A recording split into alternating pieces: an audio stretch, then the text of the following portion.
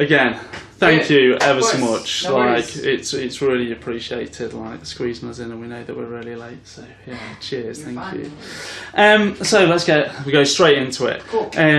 So just this year, you've guested on like quite a few different songs. What do you get out of collaboration and collaborating with others? And do you like dabbling in different genres? It's just kind of a weird thing, to be honest. Like, I think when I first started out, it was kind of a money thing. Like, I would just do guest vocals to make money because our band wasn't making money, so I would do as many as I could at the time, and that's why there's so many guest vocals from early on. Mm-hmm. Now, I don't really do a lot of features unless it's something that I think is interesting. The Yultron feature that I did, he's just a buddy of mine. We've grown up together doing music, and he's starting to kill it, and I just was excited to be a part of it, you know, because he's always been there for us. So the Fossil Youth thing that I did was just completely random. I put them on a playlist, and someone said they had broken up, and I said I would sing on a song if they got back together. They did for one show, so that was cool. And then are they still back together now? Have you? You know, the singer actually is doing Twitch now more often than he's playing shows, and I think he's making more money doing that. So that's where he's spending his time. But yeah, I mean, if it's interesting and it's something that I feel like, I mean, honestly, if I like the music, I'm down for really whatever. So kind of moving on from that, like your new development company, you sang with Rosenberg, who are part of that. Yeah. So what do you get out of like helping those kind of like up and coming artists, and what is it kind of in it for you? Honestly, I just love music and I love pushing music forward. I've always felt that way. It's never really been like a competition thing for me. You know, I think a lot of bands feel very insecure about other artists and they don't want them to like take away from their light or whatever, but I felt that in helping other people and being just kind of somebody that gives back, it helps my band and it also helps other artists do well. So yeah, good. So talk to us a little bit about Dreamer. Kind of what's the thought process behind it? What are your hopes and dreams for the future of it? You know, it's weird. My band is so busy all the time, so whenever I make myself available whenever I can, but really, I'm just kind of there to be like a cheerleader for some of these younger artists and give them advice. It's not a management company, it's not a label, it's not any of those things. It's basically just kind of like a big brother thing. Right. Wherever I can help, I can help. You know, obviously with my social media platform, I'm very helpful in that way, but for the most part, it's just been giving advice. You know, don't sign to a label right away. Take your time, be patient, don't rush things. I think a lot of young people, they rush things, you know? Oh yeah, definitely. Because they think that there's like this golden nugget at this getting signed stage of your life, but really just keep making good music, you know? Do you think that the whole getting signed thing now has become a bit null and void? Like everybody's doing it themselves, they've got their own management companies, they're recording in their bedrooms. Right. Do you think actually getting signed and getting a deal is something of the past? Not necessarily. I think that if there's a label that believes in your music, it's nice to have some backing for promotion and, you know, music videos and things like those, so you don't have to spend your own cash on it. But other than that, yeah, I mean, really, unless you're going to radio or anything, it's kind of tough to... What do you feel about the whole kind of like social media, kind of like Spotify, YouTube, how it's kind of gone? Do you think that's kind of like that oversaturation becoming difficult for bands to get seen almost because there's, you know, so much of it around? Yeah, I think the problem is a lot of promoters will see Spotify numbers, but it doesn't necessarily mean that they're going to bring kids to shows. So there's like this catch-22 of like, I have so many Spotify numbers, but I can't get booked. But maybe the opposite way around as well. Like kind of you might have, you know, no Spotify fans or not a lot of players, but you're missing out on really good bands almost. Yeah, totally. Yeah, it's tough. I mean, I think that you still got to get out there in a van and trailer and play shows. Hustle, you know? It's just the way it is. Like, what sort of advice can you give them for your Dreamer? Like, I feel like because of Spotify and YouTube, like the industry is saturated with so many bands. Right. It's hard to find one.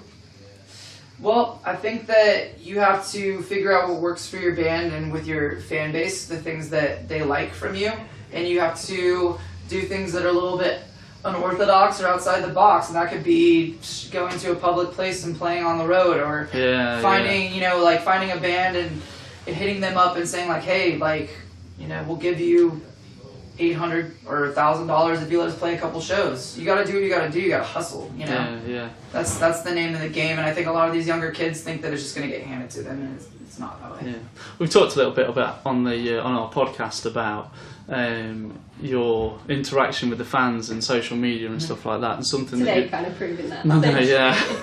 It is absolute proof.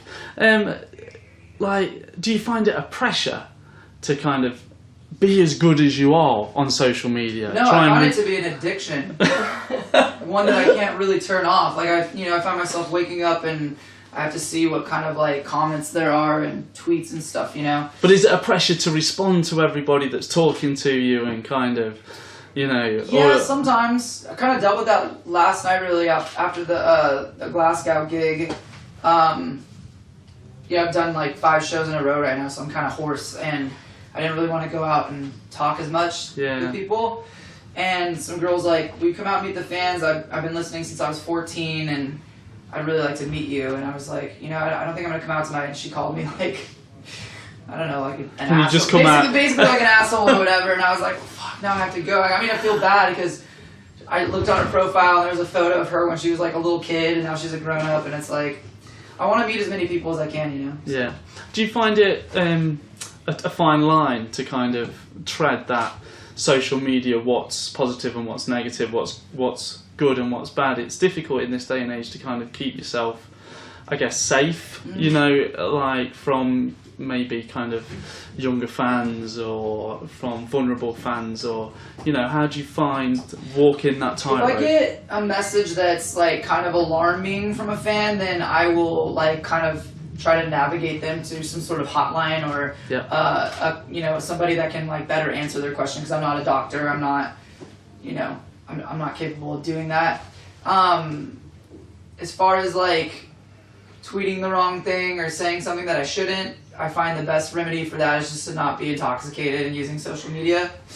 And then if it ever feels like it's getting crazier out of hand, then I just kind of take a break, Yeah, well, I was going to say, how do you combat kind of the negativity and stuff? When I'm on tour, I use it a lot. When I'm home, I barely do. Right. I'll check in every once in a while, but that's like home time for me. So. Yeah, Kimberly, we were talking about like a specific tweet that you got that... Yeah, you'd put something, I think it was about either the lyrics or about how you personally were feeling emotionally. And someone had said that you don't deserve to be depressed because you're rich. Oh, yeah. And then even your response to that, which was quite like honest and true and like polite. Yeah. Even that you got negative feedback. Yeah, you're always gonna, That's the problem today with everybody getting to share their voice, Everyone has an opportunity to say what they want. And I joke with my guitar player all the time, like, some people use Twitter when it should just be like a phone call to your homie or your family member, like, hey, did you hear that this happened? But people will put that out there for everyone to hear. Yeah. You're not going to win everyone over. That's the one thing I've learned from doing this for 10 years now, is that you're not going to win everyone over. You can't expect that everyone is going to like your band, My favorite thing to do though is sometimes is to pop in on, like, when I announce a tour and stuff, I'll pop in on the other bands and see the comments and stuff, and sometimes kids will be like, well, I'm only going to see you because I don't fuck with that band, and I'll just say same or like something just to let them know that I see it, because I just think it's funny. What's your social media of choice? Facebook, Insta, or Twitter? I don't have a Facebook. For Twitter, it's touch and go, because I feel like Twitter is supposed to be sarcastic and people take it way too serious. I'd say probably Instagram. Yeah, Instagram wise it's that. So talk to us. Let's move on a little bit. Let's talk to us about the difference between recording the new album and your experience with recording the last album, Gossip. Talk to us about the differences. Well, the difference was, this time around, for How It Feels to Be Lost, I was in a better mindset to write a record. I think I had lyrics and stuff to go off of. I felt like Gossip was very, very forced for us. And also just in the difference between producers, Zach, who did our new album, and Matt Good, who did our new album, are both very good friends of mine. And it just felt like you were making a record with your best friend. Yeah. And they get very excited and very amped, and I felt like there's a lot of pressure from the other producer. Yeah, right. Every album you've done has been kind of different. Are you ever worried about the reaction from the fans when you bring a new album out that's a little bit different than the last one? And like you're going a little bit heavier this time. Yeah, I mean, there's always that that kind of nervous apprehension, I guess, but anytime we put out anything heavy, I know it's going to do well. I do. I just, like, that's what kids want from us, and I feel like that's, like, our lane, and it's something that we're going to kind of stick with from here on out. Yeah. I think we'll definitely experiment with things, but definitely more on a heavy level. Like, How's the new album going down live? It's going great. Yeah? Yeah, you'll see. You're going to be there, right? Yeah, for sure, yeah. So you work with Bring Me to the Horizon and Mike from Lower Than Atlantis. Have you got your eyes on any other UK talent? Yeah, I mean, I've been saying that I really, really would love to tour with Biffy Clyro if they would have us. I would love to open for them. And well, they're like at arena level now, aren't they? So that would be amazing. And Creeper would be another band I'd love to tour with. They just got back together. Yeah. So with the loss of Gabe, are you currently working with a touring drummer? Or So Maddie is, our touring drummer at the moment. We love him. I think that he'll probably end up becoming a permanent member, but we're just kind of like chilling. I think for him and us both, it's just kind of like a trial period, you know? So are you using this tour as kind of like... Yeah, and the last one. I think we vibe very well. Our personalities work really well together. And he's just like, he's a killer with the drums. So. How long does it take before, you think, this guy's a member of the Sirens family? The problem with our band is that we're very, very friendly with everyone, so probably not very long. Yeah. Cool. So next year will be the 10th anniversary of Ears to See and Eyes to Hear. Yeah. Are you planning anything for that? Can we expect any celebrations? We'll see if this record starts slowing down and, if there's a need for it, but I don't know. Would you go out and do one of the, in its entirety, kind of shows? I can see that. I feel like Let's Cheers to This would be a better one for that, but it's possible. I think the only way I'd want to do some sort of tour like that is maybe if we went out with another band of that time area that was doing the same kind of thing. Right, cool, yeah. Cool. We have done really well for time. We were quite conscious. Yeah. If you're happy, we're going to do a few silly questions. Let's do it. Are you superstitious? Yes. Give us an example. I don't walk underneath ladders. I think that's just that's practicality. Yeah, I never do that. What else am I superstitious about? Have you got any routines that you do before you go on stage? True. Yeah, I warm up like normal. Sometimes I'll do it twice, especially if my voice is feeling a little bit strange. I do this kind of high hey thing that I do before I go on stage. It kind of sounds like a parakeet. Can we have a I can't do it right now because I don't want to throw it down and blow it out or anything like that. I'm nursing it a little bit today, but yeah, it's always funny because all the other bands we tour with, if I'm doing it in the hall on the way to the stage, they'll start doing it from their room. Everybody can hear you. Yeah. What's something that you get wrong almost every time you do it? Wow. That's a tough one, the handshake to the hug. Okay. I always fumble the handshake or the hug. If it's going to be one of those thingies, we're gonna always... after the interview. Yeah. We're gonna do it. We'll do it properly. Okay. Without the fumble, without any awkwardness. Yeah. We'll do handshake into a hug. Yeah. Okay, and it'll be good. I always mess it up. Okay, we won't this time. Okay. All right. How much would someone have to pay for your little toe? Jesus. Or big toe, or any toe. I don't think you can walk without your toe. Yeah, right? you just have balance issues, maybe. Yeah. I go around in a circle. I gotta keep my toe. I mean, it would have to be a lot. I want to say this was Kimberly's question. Yeah, right? I mean, I'd say it'd have to be enough for me to retire because I need my toes. So. If you had a warning label, what would it say?